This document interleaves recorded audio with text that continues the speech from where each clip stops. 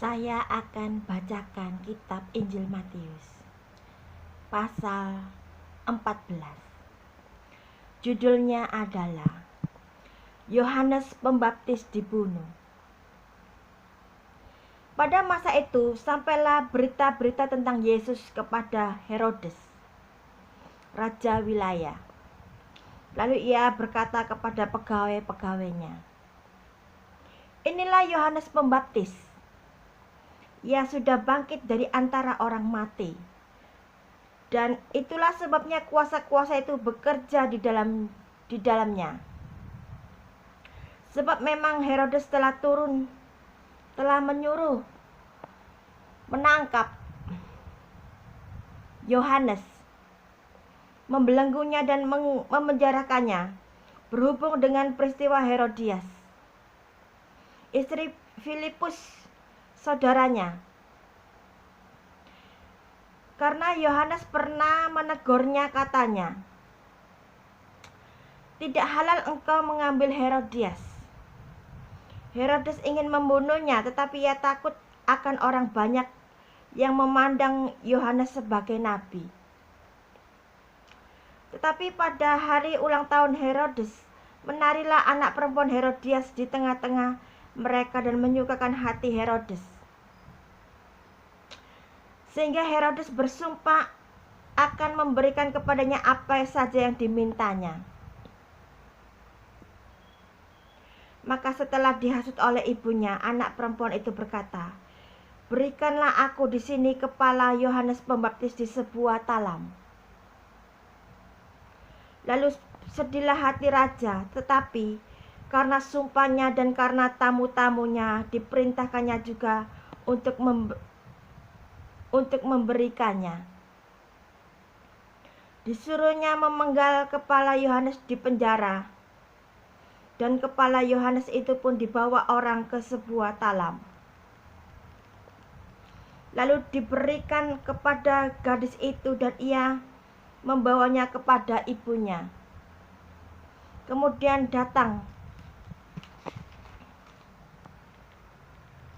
datanglah murid-murid Yohanes Pembaptis, mengambil mayatnya dan menguburkannya. Lalu pergilah mereka memberitakan kepada Yesus.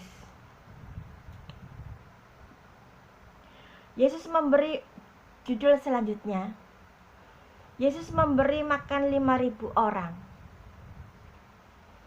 Setelah Yesus mendengar berita itu, menyingkirlah ia dari situ dan hendak mengasingkan diri dengan perahu ke tempat yang sunyi. Tetapi orang banyak mendengarnya dan mengikuti dia dengan mengambil jalan darat dari kota-kota mereka.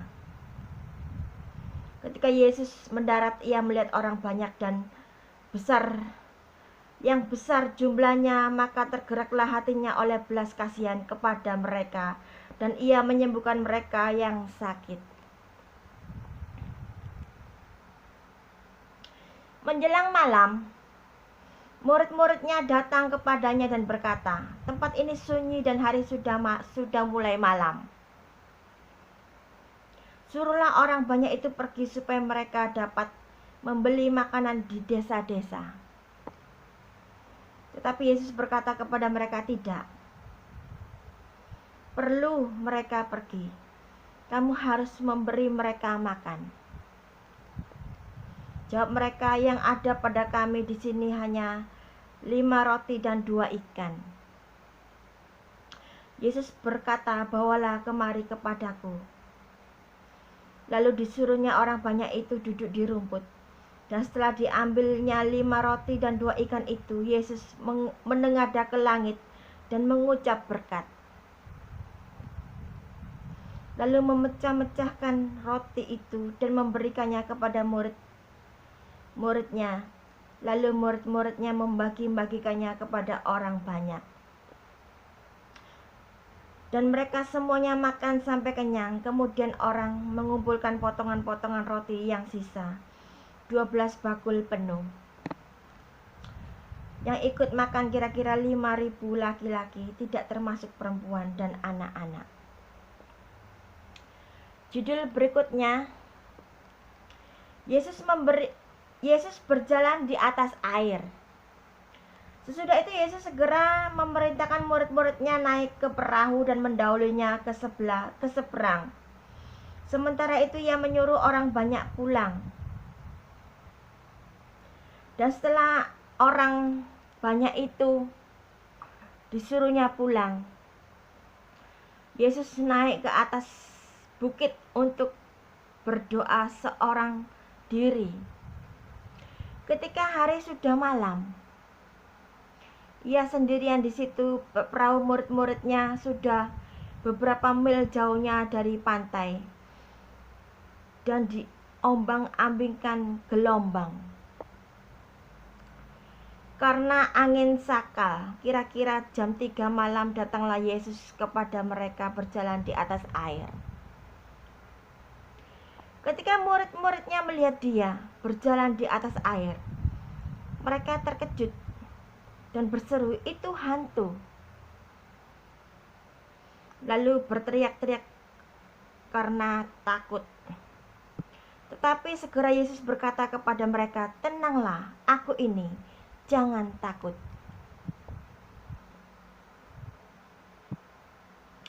Lalu Petrus berseru dan menjawab dia, "Tuhan, apabila Engkau itu, suruhlah aku datang kepadamu berjalan di atas air." Kata Yesus, "Datanglah." Maka Petrus turun dari perahu dan berjalan di atas air mendapatkan Yesus. Tetapi ketika dirasakan tiupan angin, takutlah ia dan mulai tenggelam lalu berteriak, "Tuhan, tolonglah aku." Segera Yesus mengulurkan tangannya, memegang dia dan berkata, "Hai orang yang kurang percaya, mengapa engkau bimbang?" Lalu mereka naik ke perahu, dan angin pun redalah. Dan orang-orang yang ada di perahu menyembah dia, katanya, "Sesungguhnya engkau anak Allah." Judul berikutnya, Yesus menyembuhkan orang-orang sakit di Genesaret. Setibanya di seberang, mereka mendarat di Genesaret ketika Yesus dikenal oleh orang-orang di tempat itu. Mereka memberitakannya ke seluruh daerah itu, maka semua orang yang sakit dibawa kepadanya. Mereka memohon supaya diperkenankan menjamah jubah-jubahnya, dan semua orang yang menjamahnya menjadi sembuh. Judul berikutnya, Perintah Allah dan adat istiadat Yahudi. Kemudian datanglah beberapa orang Farisi dan ahli Taurat dari Yerusalem kepada Yesus dan berkata, "Mengapa murid-muridmu melanggar adat istiadat nenek moyang kita? Mereka tidak membasuh tangan sebelum makan." Tetapi jawab Yesus kepada mereka,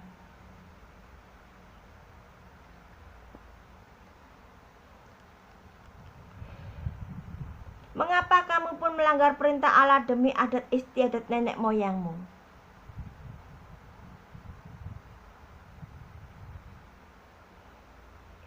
Sebab Allah berfirman, hormatilah ayahmu dan ibumu, dan lagi, siapa yang mengutuki ayahnya atau ibunya pasti dihukum mati. Tetapi kamu berkata, barang siapa berkata kepada bapaknya atau kepada ibunya, apa yang ada padaku yang dapat digunakan untuk pemeliharaanmu sudah digunakan untuk persembahan kepada Allah.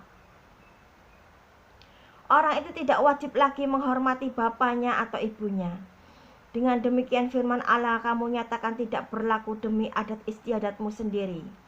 Hai orang-orang munafik, benarlah nubuat Yesaya tentang kamu.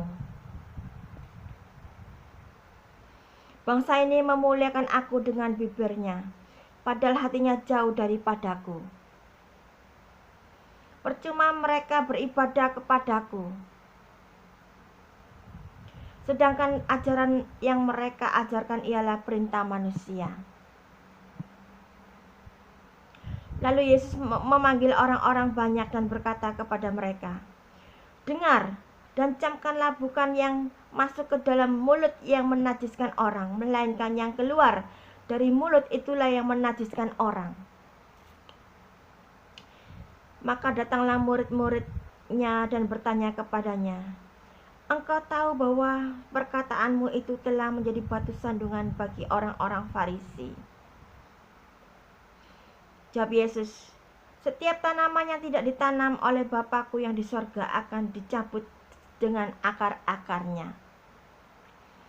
Biarlah mereka orang buta yang menuntun orang buta. Jika orang buta menuntun orang buta, pasti keduanya jatuh ke dalam lubang." Lalu Petrus berkata kepadanya, "Jelaskanlah perumpamaan itu kepada kami." Jawab Yesus, "Kamu pun masih belum dapat memahaminya.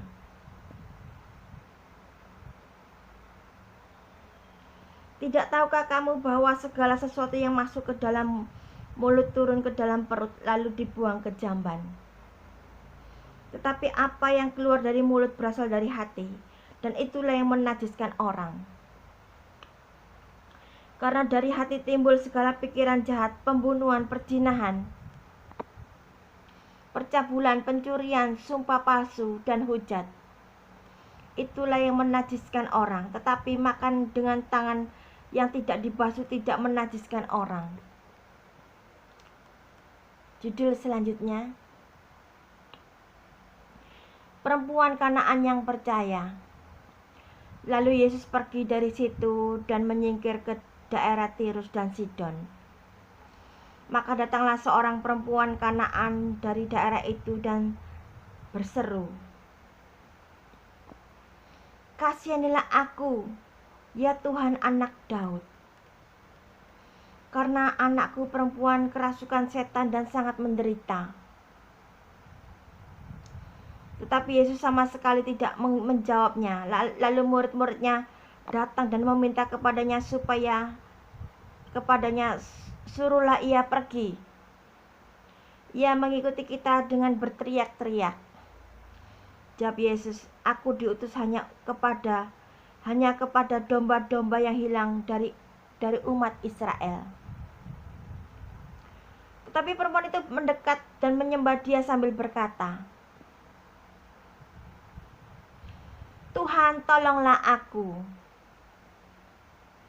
Tetapi Yesus menjawab, "Tidak patut mengambil roti yang disediakan bagi anak-anak dan melemparkannya kepada anjing." Kata perempuan itu, "Benar Tuhan, namun anjing itu makan remah-remah yang jatuh dari meja tuannya." Maka Yesus menjawab dan berkata kepadanya, "Hai ibu, besar imanmu.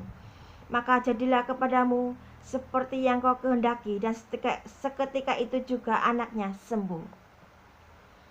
Judul berikutnya, Yesus menyembuhkan banyak orang sakit. Setelah meninggalkan daerah itu, Yesus menyusur pantai Danau Galilea dan naik ke atas bukit lalu duduk di situ. Kemudian orang banyak berbondong-bondong datang kepadanya, membawa orang lumpuh, orang timpang, orang buta, orang bisu, dan banyak lagi yang lain. Lalu meletakkan mereka pada kaki Yesus, dan Ia menyembuhkan mereka semuanya. Maka takjublah orang banyak itu melihat orang bisu berkata-kata, orang timpang sembuh, orang lumpuh berjalan, orang buta melihat, dan mereka memuliakan Allah Israel.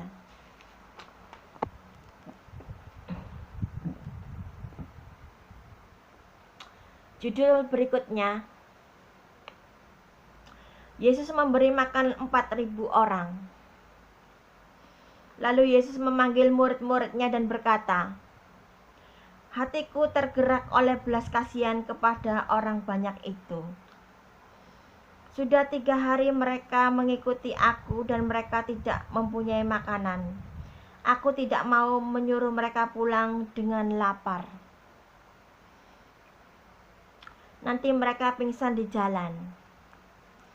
Kata murid-muridnya kepadanya, bagaimana di tempat sunyi ini kita mendapat roti untuk mengenyangkan orang banyak yang begitu besar jumlahnya?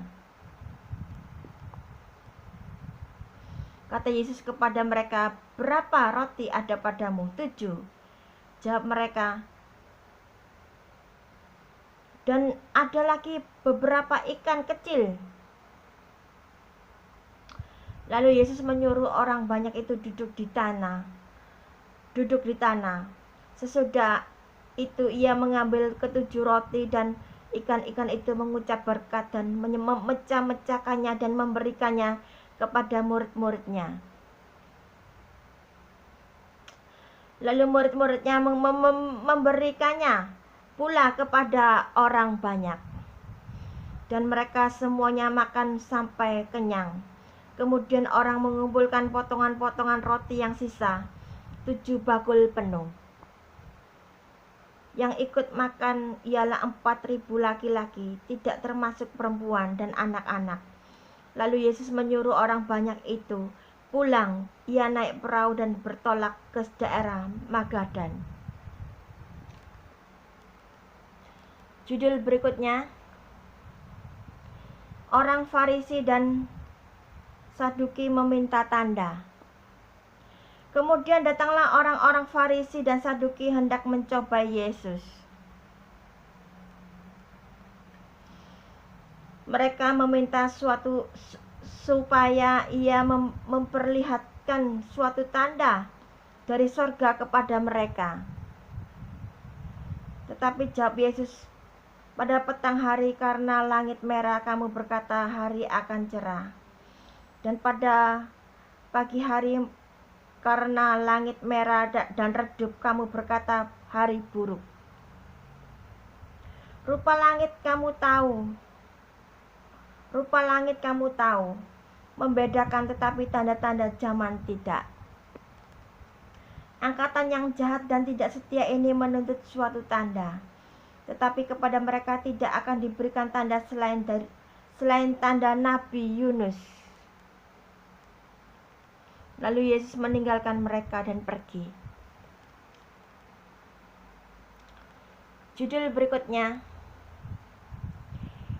tentang ragi orang Farisi dan Saduki.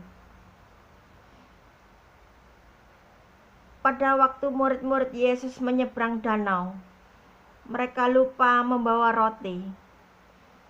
Yesus berkata kepada mereka, berjaga-jagalah dan waspadalah terhadap ragi orang Farisi dan Saduki. Maka mereka berpikir-pikir dan seorang berkata kepada yang lain, itu dikatakannya karena kita tidak membawa roti. Dan ketika Yesus mengetahui apa yang mereka perbincangkan, ia berkata, mengapa kamu memperbincangkan soal tidak ada roti? Hai orang-orang yang kurang percaya, belum juga kamu mengerti? Tidak kamu lihat lagi? Tidak kamu ingat lagi akan 5 roti untuk 5.000 orang itu dan berapa bakul roti kamu kumpulkan kemudian? Atau kepada 7 roti untuk 4.000 orang itu dan berapa bakul kamu kumpulkan kemudian? Bagaimanakah mungkin kamu tidak mengerti bahwa bukan roti yang kumaksudkan? Aku berkata kepadamu, waspadalah terhadap ragi orang Farisi dan Saduki. Ketika itu barulah mereka mengerti bahwa bukan maksudnya supaya mereka waspada terhadap ragi roti, melainkan terhadap ajaran orang Farisi dan Saduki. Pengakuan Petrus. Judul berikutnya, pengakuan Petrus. Setelah Yesus tiba di daerah Kaisarea Filipi, ia bertanya kepada murid-muridnya, kata orang, siapakah anak manusia itu? Yohanes Pembaptis, ada juga yang mengatakan Elia, ada pula yang mengatakan Yeremia, dan salah seorang dari para nabi. Lalu Yesus bertanya kepada mereka, tetapi apa katamu, siapakah aku ini? Maka jawab Simon Petrus, engkau adalah anak Allah yang hidup. Kata Yesus kepadanya, berbahagialah engkau Simon bin Yunus, sebab bukan manusia yang menyatakan ini kepadamu, melainkan Bapakku yang di sorga. Dan aku pun berkata kepadamu, engkau adalah Petrus, dan di atas batu karang ini aku akan mendirikan jemaatku, dan alam maut tidak akan menguasainya. Kepadamu akan kuberikan kunci kerajaan surga. Apa yang kau ikat di dunia ini akan terikat di surga, dan apa yang kau lepas di dunia ini akan terlepas di surga. Lalu Yesus melarang murid-muridnya supaya jangan memberitakan kepada siapapun bahwa ia Mesias.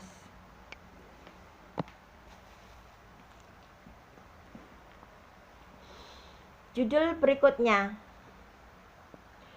pemberitahuan pertama tentang penderitaan Yesus dan syarat-syarat mengikut Dia. Sejak waktu itu Yesus mulai menyatakan kepada murid-muridnya bahwa ia harus pergi ke Yerusalem dan menanggung banyak penderitaan dari pihak-pihak tua-tua, imam-imam kepala, dan ahli-ahli Taurat. Lalu dibunuh dan dibangkitkan pada hari ketiga. Tetapi Petrus menarik Yesus ke samping dan menegur dia. Katanya, Tuhan, kiranya Allah menjauhkan hal itu. Hal itu sekali-kali takkan menimpa engkau. Maka Yesus berpaling dan berkata kepada Petrus, enyalah iblis. Engkau suatu batu sandungan bagiku, sebab engkau bukan memikirkan apa yang dipikirkan Allah, melainkan apa yang dipikirkan manusia. Lalu Yesus berkata kepada murid-muridnya, setiap orang yang mau mengikut aku, ia harus menyangkal dirinya, memikul salibnya, dan mengikut aku.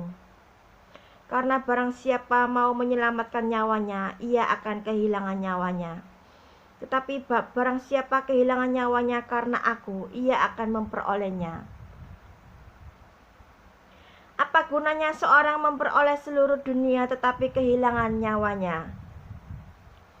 Dan apakah yang dapat diberikan sebagai ganti nyawanya? Dan apakah yang dapat diberikannya sebagai ganti nyawanya? Sebab anak manusia akan datang dalam kemuliaan Bapanya diiringi malaikat-malaikat. Pada waktu itu ia akan membalas setiap orang menurut perbuatannya. Aku berkata kepadamu, sesungguhnya di antara orang yang hadir di sini, ada yang tidak akan mati sebelum mereka melihat Anak Manusia datang sebagai Raja dalam kerajaannya. Judul berikutnya, Yesus dimuliakan di atas gunung. 6 hari kemudian, Yesus membawa Petrus, Yakobus, dan Yohanes saudaranya, dan bersama-sama dengan mereka ia naik ke sebuah gunung yang tinggi. Di situ mereka sendirian saja. Lalu Yesus berubah rupa di depan mata mereka. Wajahnya bercahaya seperti matahari, dan pakaiannya menjadi putih bersinar seperti terang. Maka nampak kepada mereka Musa dan Elia sedang berbicara dengan dia. Kata Petrus kepada Yesus, "Tuhan, betapa bahagianya kami berada di tempat ini. Jika Engkau mau, biarlah kudirikan di sini 3 kemah. 1 untuk Engkau, 1 untuk Musa, dan 1 untuk Elia." Dan tiba-tiba sedang ia berkata-kata, turunlah awan yang terang menaungi mereka. Dan dari dalam awan itu terdengar suara yang berkata, "Inilah anak yang kukasihi, kepadanya lah aku berkenan. Dengarkanlah dia." Mendengar itu tersungkurlah murid-muridnya dan mereka sangat ketakutan. Lalu Yesus datang kepada mereka dan menyentuh mereka sambil berkata, "Berdirilah, jangan takut." Dan ketika mereka mengangkat kepala, mereka tidak melihat seorang pun kecuali Yesus seorang diri. Pada waktu mereka turun dari gunung itu, Yesus berpesan kepada mereka, "Jangan kamu ceritakan penglihatan itu kepada seorang pun, sebelum Anak Manusia dibangkitkan dari antara orang mati." Lalu murid-muridnya bertanya kepadanya, "Kalau demikian, mengapa ahli-ahli Taurat berkata bahwa Elia harus datang dahulu?" Jawab Yesus, "Memang Elia akan datang dan memuliakan segala sesuatu dan memulihkan segala sesuatu. Dan aku berkata kepadamu, Elia sudah datang, tetapi orang tidak mengenal dia dan memperlakukannya menurut kehendak mereka. Demikian juga Anak Manusia akan menderita oleh mereka." Pada waktu itu mengertilah murid Yesus bahwa ia berbicara tentang Yohanes Pembaptis. Judul berikutnya, Yesus menyembuhkan seorang anak muda yang sakit ayan. Yesus menyembuhkan seorang anak muda yang sakit ayan. Ketika Yesus dan murid-muridnya kembali kepada orang banyak itu, datanglah seorang mendapatkan Yesus dan menyembah. Katanya, "Tuhan, kasihanilah anakku, ia sakit ayan dan sangat menderita. Ia sering jatuh ke dalam api dan juga sering ke dalam air. Aku sudah membawanya kepada murid-muridmu, tetapi mereka tidak dapat menyembuhkannya." Maka kata Yesus, "Hai kamu angkatan yang tidak percaya dan yang sesat, berapa lama lagi aku harus tinggal di antara kamu? Berapa lama lagi aku harus sabar terhadap kamu? Bawalah anak itu kemari." Dengan keras Yesus menegur dia, lalu keluarlah setan itu daripadanya dan anak itu pun sembuh seketika itu juga. Kemudian murid-murid Yesus datang, dan ketika mereka sendirian dengan dia, bertanyalah mereka, "Mengapa kami tidak dapat mengusir setan itu?" Ia berkata kepada mereka, Karena kamu kurang percaya. Sebab aku berkata kepadamu, sesungguhnya sekiranya kamu mempunyai iman sebesar biji sesawi saja, kamu dapat berkata kepada gunung ini, "Pindah dari tempat ini ke sana," maka gunung ini akan pindah, dan takkan ada yang mustahil bagimu. Jenis ini tidak dapat diusir kecuali dengan berdoa dan berpuasa. Judul berikutnya, pemberitahuan kepada pemberitahuan kedua tentang penderitaan Yesus. Pada waktu Yesus dan murid-muridnya bersama-sama di Galilea, ia berkata kepada mereka, Anak manusia akan diserahkan ke dalam tangan manusia, dan mereka akan membunuh dia, dan pada hari ketiga ia akan bangkit. Maka hati murid-muridnya itu pun sedih sekali. Judul terakhir, Yesus membayar biaya untuk bait Allah. Ketika Yesus dan murid-muridnya tiba di Kapernaum, datanglah pemungut biaya bait Allah kepada Petrus dan berkata, Apakah gurumu tidak membayar biaya 2 dirham itu? Jawabnya, memang membayar. Dan ketika Petrus masuk rumah, Yesus mendahulunya dengan pertanyaan, Apakah pendapatmu, Simon? Dari siapakah raja-raja dunia ini memungut bea dan pajak? Dari rakyatnya atau dari orang asing? Jawab Petrus, dari orang asing.